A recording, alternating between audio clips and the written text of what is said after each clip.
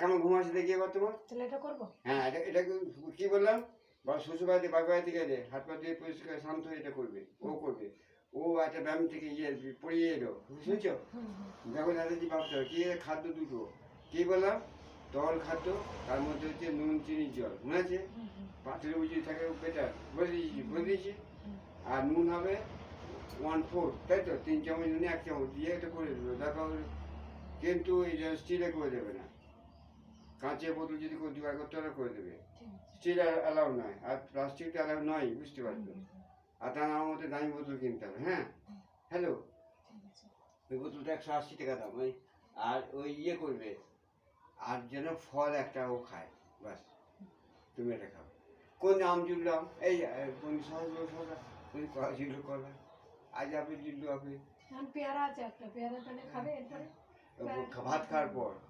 তবে আজ বীজ খাবে না কিন্তু, যেদিন পায়খাবে না সেদিন পায়খানা পেয়ারা বীজটা চিবিয়ে খাবে। যখন পায়খানা প্রবলেম হবে তখন কিন্তু বেদানা বীজটা চিবিয়ে খাবে।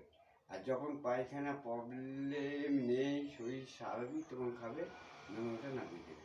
ঠিক আছে, বুঝতে পারলাম? আজকে পেয়ারা খাবে কখন? এখন না, ভাত খাওয়া 1 ঘন্টা পরে।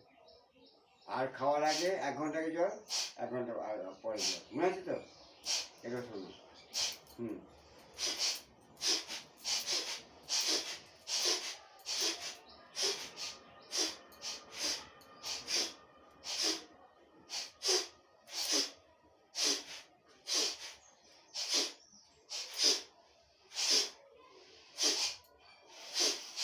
সব চলে যাবে, খুলে যাবে ভাবটা, এক গায়ে অন্য শক্তি হয়ে যাবে।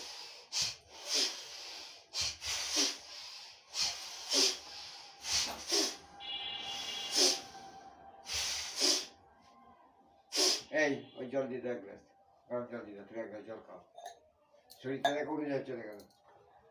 এনার্জি এসে গেছে? হ্যাঁ হ্যাঁ, না বলো, সত্যি বলো।